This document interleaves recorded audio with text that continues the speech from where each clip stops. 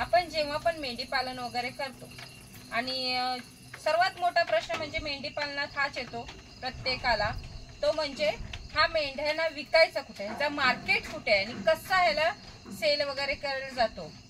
पण कसं आहे की ह्याचा जो मार्केट आहे तो बोलला तर एक कटिंग मार्केट आहे, 3 मार्केट आहे. कटिंग मार्केट आहे आणि एक ईदीसाठी मार्केट. ईदीसाठी पण मेंढे जातात, ते पण कसं जातात की ते शिंगाळू मेंढे जातात, ज्यांचे असे मोठे शिंग असतात ते शिंगाळू मेंढे विकले जातात ईदीसाठी. आणि कोण असंच नवीन नवीन सांभाळायला नेतात, तो एक मार्केट आहे. आणि कटिंगसाठी जोरात जो मार्केट चालणारा तो म्हणजे कटिंगसाठी मार्केट चालणारा आहे. कटिंगसाठी मार्केट जो चालतो त्याच्यासाठी म्हणजे अशी ट्रेनिंग वगैरे घ्यायची काही गरज नाहीये. जी बाजारं भरतात, आता बघा काही ठिकाणी बाजारं भरतात, त्या बाजारात न समजा तुम्ही 2-3 बाजार जरी फिरलात, त्या बाजारात तुम्हाला खूप काही शिकायला भेटेल की त्याचा भाव कसा करता येतो, ती विकली कशी जातात, त्याची कुठून सुरुवात केली जाते भावाची आणि कुठवर थांबायचं आहे, हे सर्व म्हणजे त्या मार्केटमध्ये आपल्याला शिकायला भेटतो. आणि कसं आहे ना की जेव्हा हे शिकायला भेटतं तेव्हा मात्र लक्ष देऊन ते बाजार वगैरे सर्व नीट नेटकं बघायला लागतं. आणि एकच मार्केट नाही तर असे 2-4 मार्केट फिरायला लागतात, ज्याच्यातून आपल्याला माहीत पडतं की हे कसं विकलं वगैरे जाते. आणि तसं बोलायला गेलं की ह्या जो मार्केट वगैरे चालतं याचं ते आता बघितलं की काही लोक आपण जेव्हा शेती करतो तेव्हा सुरुवातीला नवीन असतो किंवा आपण गवत लावतो, त्यावेळेला कसं असते की आपण गवत लावतो तर कुठं ट्रेनिंग वगैरे नसते गवत लावायची, हा आपण एकमेकाचं बघून करत असतो. कारण की आपल्याला शेतीचा असू दे किंवा गवत लागवडीचा असू दे, एखाद्याकडे बघितलं की दुसऱ्याकडे बघितलं ते कसं लावायचं आहे ते आपण शिकून जातो, त्याला कशा प्रमाणात काय केलं पाहिजे, पाणी वगैरे सर्व समजतं. तसंच जेव्हा ह्या व्यवसाय आपण करायला जातो त्यावेळेला फक्त विचार करून नाही होत, ह्या व्यवसायात उतरायला लागते.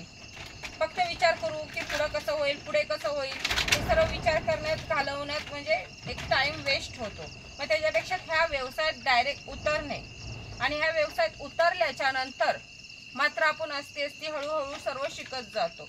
कारण की आपल्याला मग कसं होतं जी कमी असतात ती वाढत जातात आणि वाढता वाढता ते आपण त्यांना अभ्यास शिकत असतो की ह्यांना काय पाहिजे, ह्यांना कसं विकलं पाहिजे हे वगैरे. आणि विक्रेती समजा जास्तीत जास्त आणि हे करायचं ते आपण मार्केट फिरायचं. मार्केट जेव्हा आपण फिरतो त्यावेळेला सर्व आपल्याला अभ्यास येतं. आता समजा मी माझा एखादा मेंढा किंवा मेंढी बाजारात विकाय गेली, आता मी इथून वजन करून नेलं, त्याचं वजन 50 ते 60 किलो भरलं तर मग त्याचं मटण 25 किलो पडणारच, हे कन्फर्म असतं. मग त्या वेळेला बाजारात नेते वेळी मग त्या 25 किलोच्या मटणाचे जे पैसे आहेत, आता तसं बोलायला गेला तर 15 ते 16 हजार रुपये मी एखाद्या व्यक्तीला समोरच्या सांगितलं तर समोरचा व्यक्ती मला डायरेक्ट तेवढे पैसे देणार आहे का, तर नाही देणार. मग तो काय 18 ते 20 किलोपासून सुरुवात करणार पैशांचं आणि पहिला सर्व ते टोटल लावणार सर्व आणि ते तेवढ्या मटणाचं होते तिथून सुरुवात करणार. समजा 8 हजारापासून सुरुवात केली त्यानं, तरी पण कसं आहे की समोरच्या व्यक्तीची तडजोड होतो.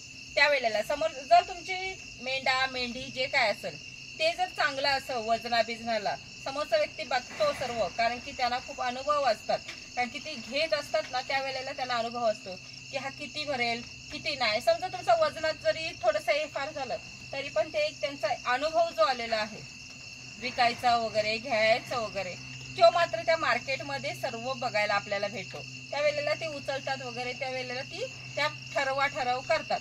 आणि समजा तुमचा जर 25 किलो कन्फर्म पडणार आहे त्यांना पण गॅरंटी असेल तर मग कुठेतरी तुम्हाला डायरेक्ट तेवढे तर नाही देऊ शकत तो की 15-16 बोललाय ते लगेच तेवढे देतील, कारण की ती पण मग कुठेतरी 1-2 पैसे आपला पण फायदा बघत असतात. आपण सांगितलेलं लगेच ते आपल्याला पैसे देतील असं नाही, जे तडजोड होते त्याच्यानंतर मग समजा 12 पर्यंत 13 पर्यंत असं जो आहे तिथपर्यंत आपलं विकलं जातं. मग हे जे सर्व आहे ते एखाद्या शेडवर बघायला नाही भेटायचं किंवा हे एखाद्या मी सुद्धा तुम्हाला सांगू नाही शकत हे सर्व मार्केटचं वगैरे, कारण की तेवढं तिथं शिकायला भेटतं.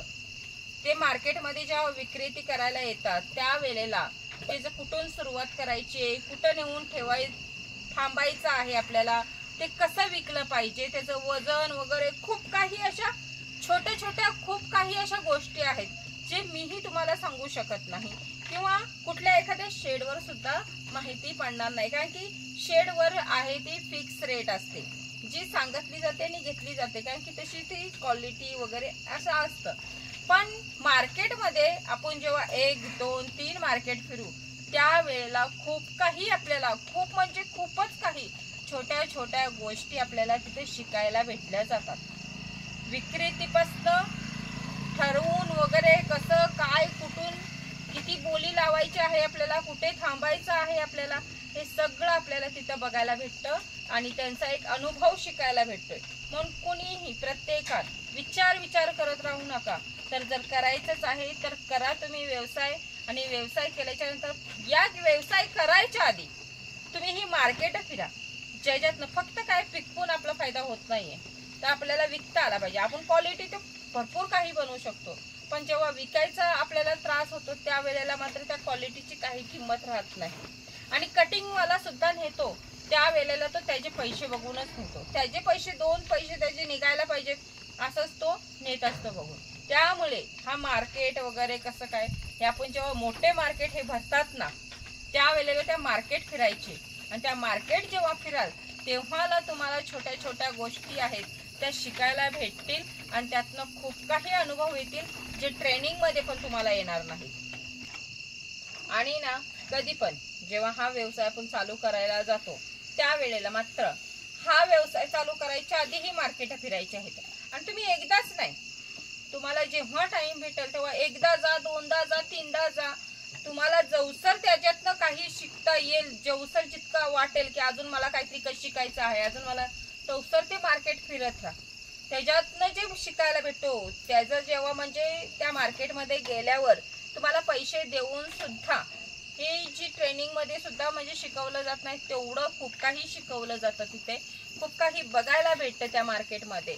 कारण की ज्या छोट्या छोट्या गोष्टी असतात ना, विकणं कसं, सर्व थांबणं कुठून आपल्याला सुरुवात केली पाहिजे, आणि जी चिकाटी आहे विकणाऱ्याचं पण तिथं कौशल्य दिसतं आणि विकत घेणाऱ्याचं पण कौशल्य दिसतं आपल्याला. कारण की ती चिकाटी जी आहे ती तुमच्यात पण पाहिजे. नाहीतर एखाद्याने जी प्राइस सांगितले तिथून तुम्ही म्हणाल अरे तो एवढाच सांगतोय, मला आता कसं काय करायचं ते घ्यायचं. हे जे कमी करायची चिकाटी असते, विकायची जी असते, हे सांगायची जी ताकद असते ना, ती सर्व तुम्हाला तिथे शिकायला भेटणार आहे. आणि ते तुम्हाला सर्व ह्या व्यवसायात शिकणं खूपच म्हणजे खूपच गरजेचं आहे. अगदी तो मार्केटातला जो व्यवसाय आहे, मार्केटमध्ये जो विकलं जातो, जो शिकवलं जातं ते. आणि ना कधी पण जेव्हा मार्केटमध्ये जाल ना तेव्हा मार्केट चालू व्हायच्या आधीच जा. म्हणजे काय होतंय तिथल्या अनेक जास्त काही गोष्टी तुम्हाला शिकायला भेटतील. ज्या वेळेला मार्केट बसते त्याच्या आधी तुम्ही गेलात की तिथं मेंढरं कुठून येत आहेत, कशी येत आहेत, कुठली क्वालिटीची आहेत, किंवा एखाद्या कटिंगला जायचंय त्याचं सर्व काही तुम्हाला तिथे शिकायला भेटणार आहे.